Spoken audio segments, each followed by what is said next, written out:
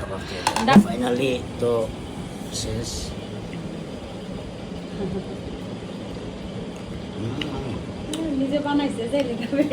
Flashback. বিসমিল্লাহির রহমানির রহিম। আসসালামু আলাইকুম। আমি উর্মি রহমান ঢাকা থেকে বলছি। তো যেখান থেকে আমার ভিডিওটি দেখছেন আশা করি সবাই ভালো আছেন। আশা তো করতে দোষ নেই, এখন আলহামদুলিল্লাহ আমরা সবাই মোটামুটি ভালো আছি। তো যাই হোক, এখন কিন্তু রাত্রের 1টা বাজে, মানে মাঝরাতে হচ্ছে জামাইয়ের যখন আসলে ঝাল ঝাল কিছু খেতে ইচ্ছা করে, কিন্তু তার রুচির সাথে আমার রুচি কখনোই ম্যাচ হয় না, কারণ আমার খাবারের রুচিটাই অন্যরকম, তারই অন্যরকম।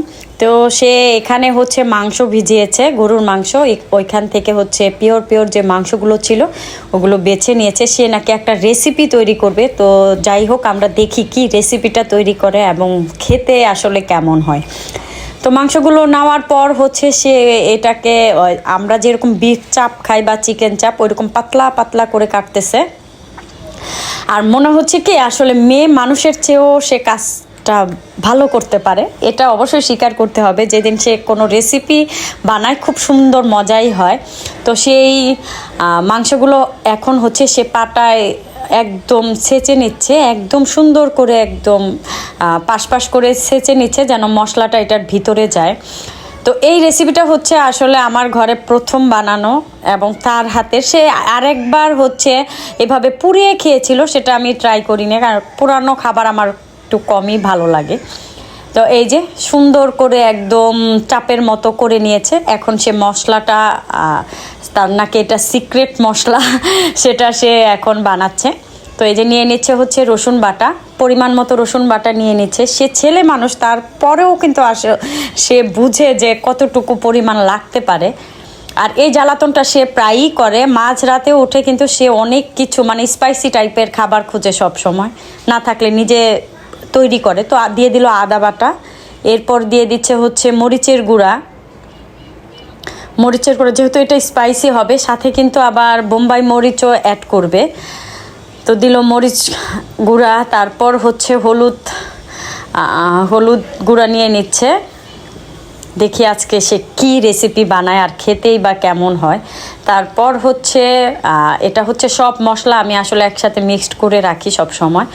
তো ওই মশলাটা নিয়ে নিচ্ছে, গরম মশলাটা জাতীয় যে মশলা থাকে সেগুলো দিয়ে দিচ্ছে হচ্ছে লবণ, ও সাথে কিন্তু হচ্ছে ধনিয়া গুঁড়া এবং জিরা গুঁড়া দিয়েছিল। এটা আসলে আমার এডিটে পড়ে গিয়েছে, তো আপনারা অবশ্যই এই জিনিসটা দিয়ে নেবেন। আর আসলে এই রেসিপিটা দেখে যদি ট্রাই করেন খুবই মজা লাগে গরুর মাংস এভাবে, কারণ এত টাকা দিয়ে রেস্টুরেন্টে কিনে খাওয়ার চেয়ে কিন্তু বাসায় এভাবে বানিয়ে খেলে বেশ টেস্টি হয়। তো এর মধ্যে দিয়ে দিল রান্না করার তেল। আপনারা চাইলে সরিষার তেলও দিতে পারেন। সরিষার তেল দিলে কিন্তু আলাদা রকম একটা আসলে ফিল কাজ করবে ভিতরে, টেস্টি। তারপর হচ্ছে এই যে ফাইনালি তার মশলাটা মাখানো শেষ হয়ে যাচ্ছে। সে এমনভাবে মাখাচ্ছে, মানে সব কিছু, সে যদি তরকারিও রান্না করে সেটাকে খুব ভালোভাবে সে নাড়াচাড়া করে, এটা তার অভ্যাস। তো এই যে এখন শেষ, এখন সে হচ্ছে একটা মাংসর পিসের মধ্যে হচ্ছে মশলাগুলো লাগিয়ে নেবে সুন্দরভাবে, যেন সব দিক থেকে মশলাটা লেগে যায়।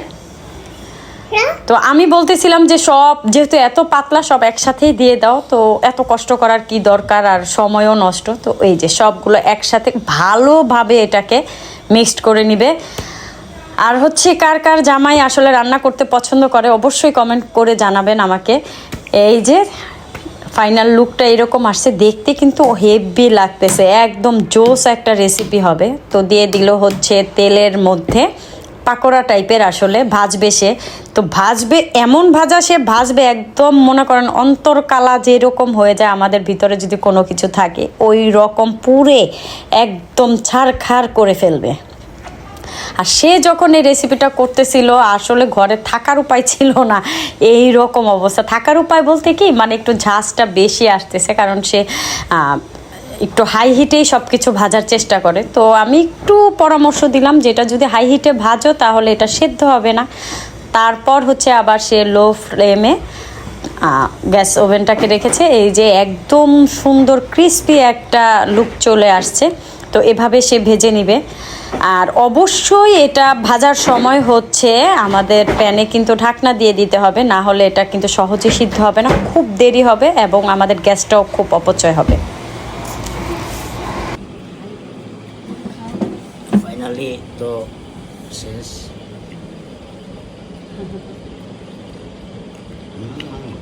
নিজে বানাইছে যে বেশি মজা। ওকে ওকে রাখো।